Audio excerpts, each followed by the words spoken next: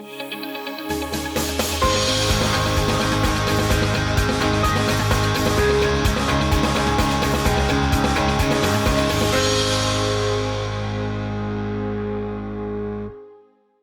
right. Well, we're so happy to have you both with us today, Fiona and Niharika. And we want to talk about the international perspective on drones. You know, we're so focused on what's going on here in the US, and there's so much to focus on, but there's some really interesting things going on outside this market. But before we get into that, tell us a little bit more about you. We'll start here with you, Niharika, and how you got started in this space. Okay. So my name is Niharika Kolte Alekar, and I'm the founder of a drone venture called Volar Alta, which means fly high in Spanish. We have two business verticals. We conduct critical asset inspections, and we have a software platform for facilitating drone deliveries. Now, prior to starting up, I was working as an investment banker with PwC first, and thereafter with KPMG for about 6.5 years. And I was part of the infrastructure, energy and utilities team. Now, I often get asked this question that, how did you transition from a hardcore finance role into the tech industry, right? So on one of the deals that we were working on in the renewable energy space, there is a phase wherein you conduct the technical due diligence, right? Conventionally, it turned out that with conventional methods, it was taking a long time to really inspect large-scale solar power or wind power projects. And while trying to figure out a solution to this problem, I stumbled upon drones. And of course, it happened to check all the boxes, right? It saves time, it reduces costs, and gives you better insights. So after conducting thorough research, I felt that this is a great market to be in. And I started up in Feb 2020, which was like a month before the pandemic. Yeah, right. And it's been a great ride since, because I kind of learned the lesson of being agile in the first month itself. So it's been great so far. What an incredible transition. Right. And did you get your equivalent to our Part 107 in India? No, so I'm not a pilot. A pilot, okay. Yeah. Okay. Yeah, I'm running a drone business. Right. We have pilots working with us. Wonderful. Fiona, tell us more about you and how you got started. Yeah, well, I get the same question. And in fact, usually when people say, what do you do? Yeah. And I say, I'm a drone pilot, I have to usually repeat it at least 3 times. Right. And where are you from? I have to do the little charade, drones. Because they look at me and go, no, we must have misheard. I think we might know, but where are you from? You're definitely Australia. not from Alabama. No, okay. No, All right. Australia. All right. So I started work on a cattle station, one of the world's largest, in 1984, nearly 1 million acres, ranches as they're called here. And I was already selling photos. I started selling photos then of the aerial photos I was taking in mustering helicopters. And then I got right into aerial photography. And then when DJI released the Phantom drones, finally there was one just off the shelf that would do the job. So I went and bought them, and I looked for training, couldn't find what I needed and what I wanted. So that's when I set up my own training to give what I wanted to other people. And I run it in regional areas I travel around. Wow, okay. Very interesting journey. And do you both know other women who are in this space right now? A few. Yeah, a few. And is it growing? Yes. Interest is growing? It is, yeah. Look, we've got a few issues in Australia with the way the licensing is set up, but I think that might be covered in another question. So okay, because we definitely want to get into that. You talked about the pandemic. You came along at a really interesting time. How are you using drones in confined spaces in your market? I mean, you're kind of, flying a new path, if you will. Yes, absolutely. So I think even in the Indian market, drones used for external applications such as mapping or agriculture has seen a lot of popularity, or has gained a lot of popularity. However, while conducting these kind of inspections, I also wanted to explore the confined spaces market, because the entire setup of a traditional confined space inspection is not only time consuming but also unsafe for the human beings who are exposed to these dangerous situations, right?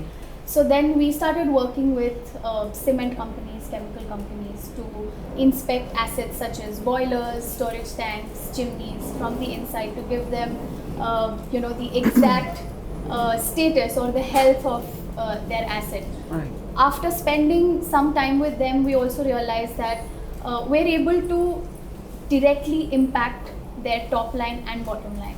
How, so when the plant is in shutdown mode, earlier what used to happen is if they have, let's say, 20 equipments, they would conduct traditional method, they would conduct the inspection for all of them.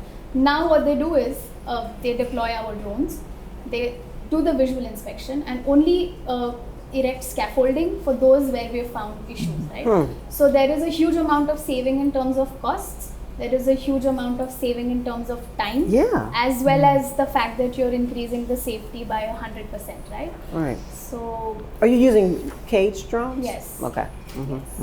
Yeah, I would imagine.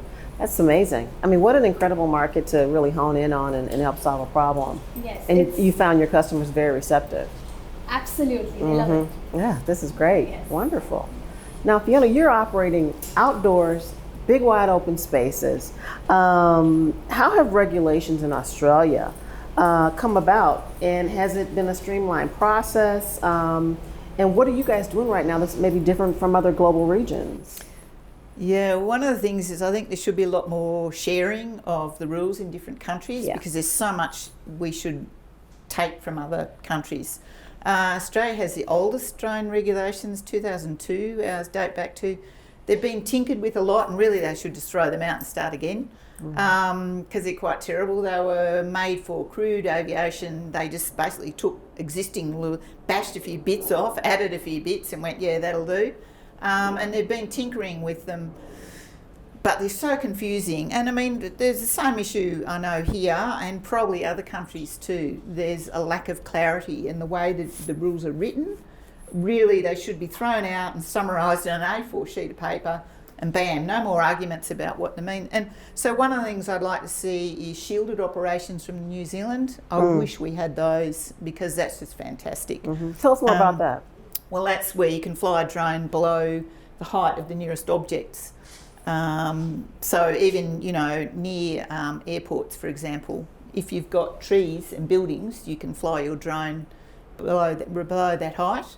And we've got a problem with rural areas, particularly where people think it's safe, when in actual fact you're far more likely to meet a low-flying aircraft in a rural and a regional area. Right. Because they're licensed to fly low. Right. They're allowed to. You've got Right. crop dusters, mustering helicopters, gyrocopters, ultralights, a whole range of aircraft. There might be many of them, but they're flying low. Whereas in an urban area like here, you're not allowed to fly low.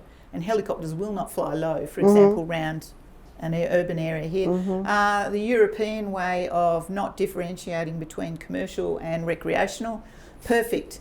Because it's crazy. If a drone hits you on the head, who cares who owned it, what it was being used for? And that would just simplify so much and just make it a purely risk-based operation. And then everyone has to have insurance if you're conducting particular styles of operations. So there are two things that I would love Australia to raid from other regulations. Our problem is too, and I think this is a lot of the points I mentioned, they're centred around Australia but they apply elsewhere. Drone regulations are always made from capital cities, and Australia is such a sparsely populated country. The regulations apply to Sydney and Melbourne where half the population live. The rest of the country should not have to have the same regulations because there's a whole lot of reasons why we need different rules. The density is so different. So largely I'm an advocate for regional drone operators. And I'm one of the few women, one of the few in a regional area, in Northern Australia, advocating for most people in this space are based in the capital cities and they're often working for big corporations. They've got a completely different, what they want is completely at odds often with what is good for people in regional areas. Wow, this is really interesting. My wheels are turning on that.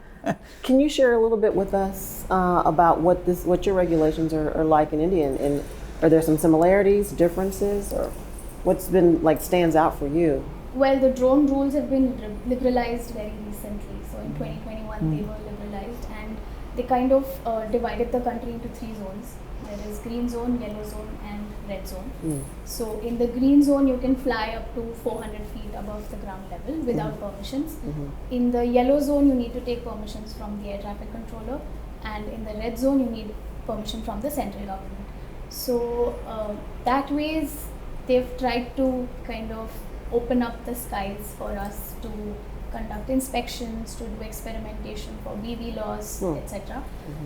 However, I think like every other global country, we're also facing the same issues in terms of safety, in terms of security, and stuff like that.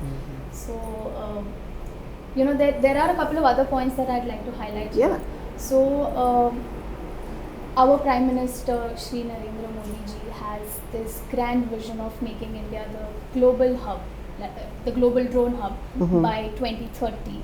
And in order to promote indigenous, homegrown startups, drone startups, what they've done is all of us are also facing the same issues in terms of sourcing components, right? So the government of India has come out with fiscal support. That is, for the next 3 years, they've laid out about 120 crores for startups to start manufacturing the components in-house. So that's one great step that we've taken as a country towards pushing the drone industry forward.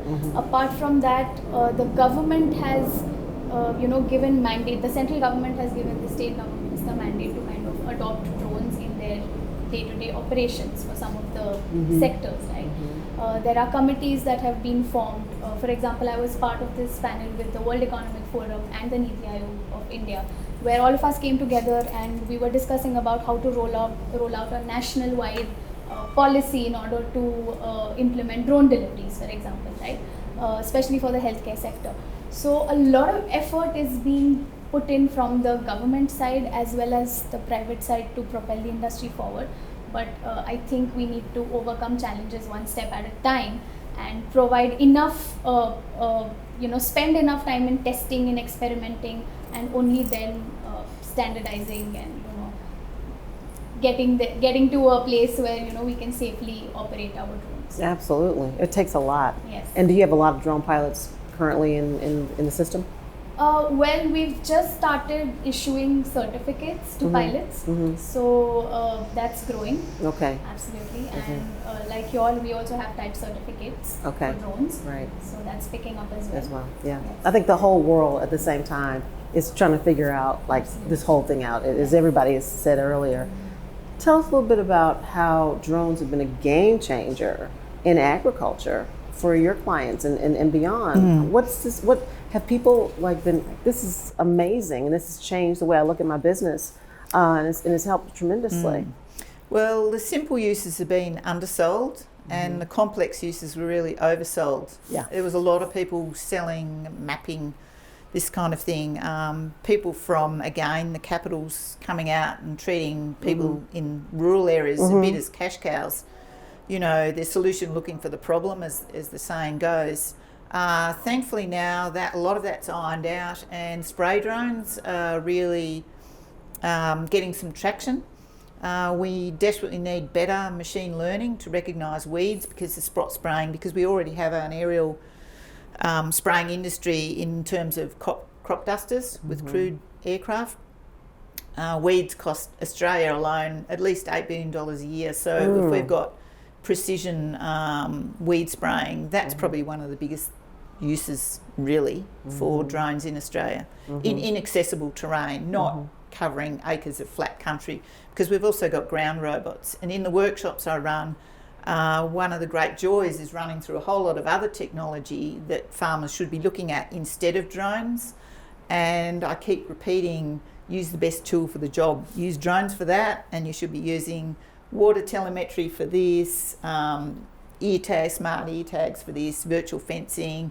There's a whole lot of other technology. Right. So making sure that people are using the right tool for the job and just aware of what's available, because our ground robots for spraying now are really well advanced. and they're so much better than aerial. You only use aerial if you can't do it on the ground. Right. Yeah. Right. You can't. Yeah. I For think economic and safety reasons. Exactly. It just makes sense to do it on the ground if you can. I think that was an excellent point you made. That the complex, solutions. They go, this, and it's like, let's just get this part right first, because this really does solve a problem before we get too grandiose in our goals and objectives. Yeah. Yeah. That's interesting. And so when I think about what you're doing in confined spaces, your audience is a little bit different than if you're flying out. I know you guys do work outside, but what's been public perception like in the markets that you're operating in? It's a mixed bag here in the U.S., and I'm sure it's a mixed bag in perhaps in Australia. What's that been like for you? For us also, it's a mixed bag. Yeah. There are two differing opinions, right? So there is one set who is completely advocating the use of drones. They talk about the potential of drones to disrupt the way businesses are done. They talk about creating thousands of jobs. They talk about increased security and stuff like that.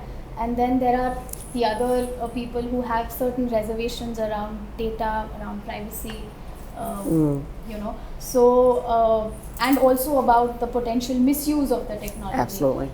In terms of terrorism or Yeah. there have been a few incidents back home, on the border. So while there are two different mindsets at this point of time, it is inevitable that the drones will be adopted across all sectors very rapidly. However, I believe that the government is doing a lot of work to kind of foster the confidence in this technology, for the general public. I think largely it's positive, but of course I cannot deny the fact that there is a certain segment of the society that is a little apprehensive for drone operations. Well, you picked a great market because some of that, part of your market, because that doesn't become an issue as much. That was very smart. What do you think it's going to look like for your market in 5 years from now? Let's say it's 2023, 2028. I think we are just scratching the surface as of right now. You know that India is a big country. Yes, it is. And the amount of work that we have, there is something for everybody in the market, right? This year we have about 500 drone startups already since the drone rules have been liberalized. Yeah. Right? So all of us can happily survive in the market. The market is that big for us. So I think it's going to be a fun ride. Sounds like it. Yes. Fiona, what's it look like for you? 2028. Yeah, sorry, I've forgotten the question because I got too busy thinking about specialisation and how smart it is. Honestly, because it's actually what I lecture people on. Right. Specialise, find your niche. Right. And what you've done is so good. So sorry, you'll have No to tell me the question again. Yeah. No, so what does it look like for you in Australia, you think, in in 5 terms years? of public perception, that's right. Or just period, like in terms of operations. Do you think? Well, it's very interesting there. There is the two camps, the people who think it's exciting, and then there's the aggro ones. And I've had the misfortune to come across two different aggro people. The second one, I actually took thermal photos of him, and now he appears in my workshops as a special feature in a section I run on how to deal with aggro blokes. There's aggro women, but the people I've met are blokes. Right. And they've been it's super unpleasant. These aren't people who come up who are a bit worried or whatever. They come up and they rant. Like they've lost the plot and they won't listen to you. Very unpleasant. And the media has run some stories on, a drone's been flying around looking in people's windows, yada, yada. Yeah. Meanwhile, on the beach, there's all kinds of people with their smartphone filming whatever they like and nobody notices. Exactly. So there's no logic to it. So I guess that's one of my little crusades, kind of pointing out all these other things you should be more worried about. Even like with privacy, it's like we gave up those rights years ago with that cell phone. Yeah, it's the same logic. People are putting all their own stuff. They're not reading the terms and conditions and signing their life exactly. and God knows what. So I guess, again, as one of the earlier speakers said, it is all relatively new. Even social media is still relatively new. So all these things I think will just come out in the wash and kind Right. of settle down. Yeah. Well, as it relates to women, what would you like to see more of as it relates to international cooperation in this space? Oh, look, it's such a big topic. And one of the things is I always say, you know, women on average earn a lot less. We're more time poor, less likely to invest in ourselves, more conservative in business. That's why fewer women go broke in business, because we're more conservative. So that hinders in-person meetups, but getting together like this to me is priceless. I just wish there was some money pot where I could go and give scholarships to women so that Right. more could come, you know, and exchange rates and other things obviously hamper in-person get-ups, but the next best thing is online. I really want to encourage more women to step up and speak publicly and build confidence in women, anyone who thinks differently, and older people too, because I'm sick of hearing people say, and I'll hear this in workshops again, oh, I'm no good with technology, young people are so much better. It's a myth. And now I actually have a slide and I run through all the things that people my age have had to learn. It's a huge, you know, like I had 3 TV channels. There was a black and white TV, no remote control, no microwave, no dishwasher. Like the list is endless of the things that I've had to master, and everyone else my age. And yet they're saying, oh no, I'm no good at adaptation. So they're believing the stereotype that older people aren't adaptable, can't learn new things, and it's all rubbish. It is. So I really want to encourage people who otherwise wouldn't give it a go to give it a go, and launch in and try and support people. Facebook groups are another thing that I'm really keen on, and they're quite looked down on, but that's where so many people who end up in the drone industry start in drone groups online, you know, and there's so few women speaking. A lot of these big groups have 6 to 10% of the members will be women, but you look at who's commenting and posting, you would never know. That's the case. It's flat out being 1% women speaking up, and they won't because they get abused. Yeah. So I'm quite feisty on there. I do get in trouble regularly. I've been kicked out of the world's largest drone group, Facebook drone group.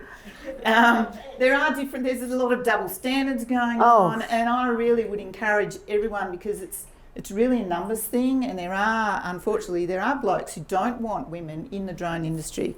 A Ukrainian women. Too bad. Yeah, it's a Ukrainian woman told me this actually. I was at a conference in China, and she said that to me then. This is about 4 years ago.